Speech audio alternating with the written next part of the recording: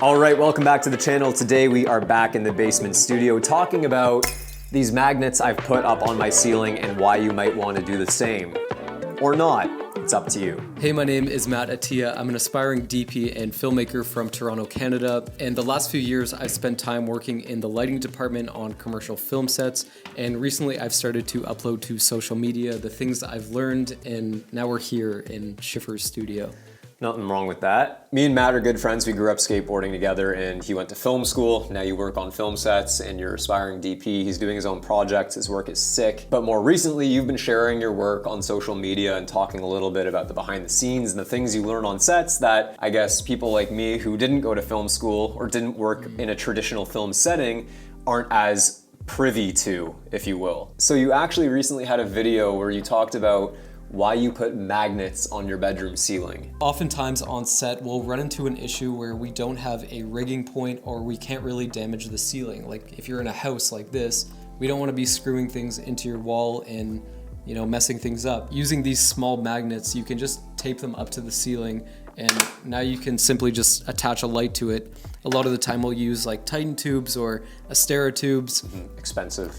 Yeah, super expensive. But really good. By using paper tape, it doesn't damage the paint and doesn't like rip it off or anything. And that's a mistake that I made because when I first heard about this technique, I used gaff tape. And when I peeled it off later, all the paint and a little bit of the drywall came off of my walls. Not ideal, my parents were pissed. But paper tape, that's a good example of something I didn't even know existed until you told me, and I bought it on Amazon through your affiliate link. Thank you very much. Oh yeah. Obviously it's very convenient to like put things on the ceiling, but the beauty of it is that you don't have light stands in the shot, and that's perfect for me in a studio setting like this where I've got one little light on the floor that's lighting my background, but if I want to get an edge light or some sort of rim light behind me, I have nowhere to put a stand. You would see the stand in the shot. And when you first moved into the studio, we were sort of looking at your talking head setup and we were like, okay, well, this side of the room is kind of dark and we needed some sort of solution. I had just gone and bought all these posters off of Postery and I thought they looked cool and you couldn't even see them in the shot because it was too dark. With this technique, I was actually able to apply it in two different ways. On one hand, we've got,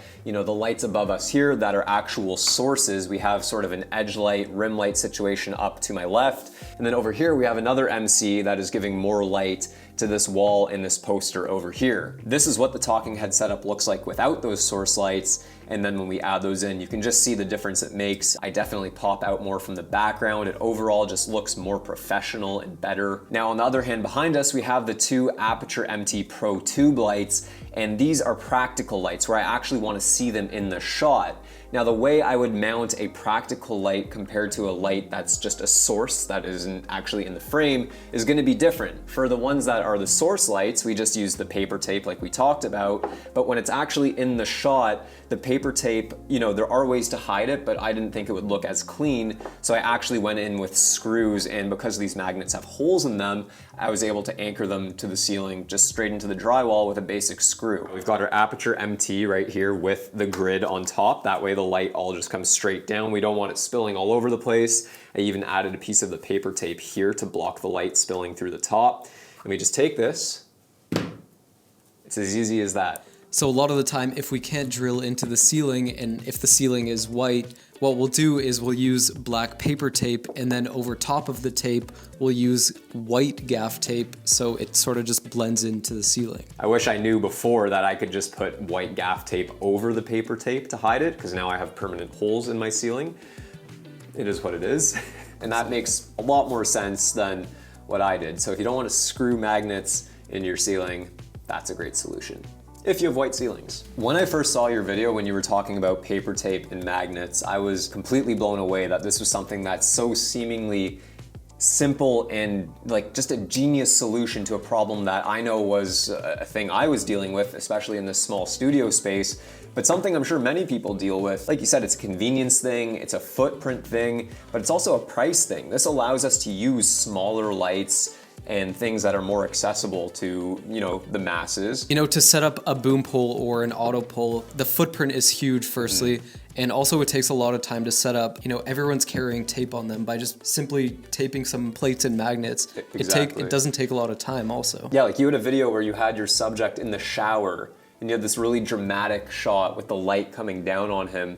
There's no way you can really achieve that with a light stand or an overhead stand. There's just no space. Yeah, it was a super tight bathroom, so our only solution to that was to use this trick. We don't all have a big lighting truck to transport an auto pole or some big footprint rigging system like you're talking about. Tape, throw that in your backpack, a little light like this. This is what I love about Aputure lights, is that the magnets are built in, whether it's these MC lights or the MT Pro tubes. Not every light has a built-in magnet, so a lot of the times what we'll use is these magnets for tubes, and using Kino clips, it kind of hooks onto the back of them, and that way we have a rigging point. Definitely do this stuff at your own risk. We do not claim any responsibility if your lights fall or if your lights get water damaged, but this is definitely a good trick if you use it with caution. So also the beauty of having like battery powered stuff is you don't have to run a cable or anything to it. You simply just rig it up there, and a lot of the time things are controlled via apps now. So you have all this control on your phone, and you could change the color temperature, percentage, all this kind of stuff. A lot of the times what we'll do on commercial film sets is, instead of using the fluorescent bulbs in a fluorescent fixture, we'll take those out, and using these magnets and some Astera tubes, we'll pop those in and have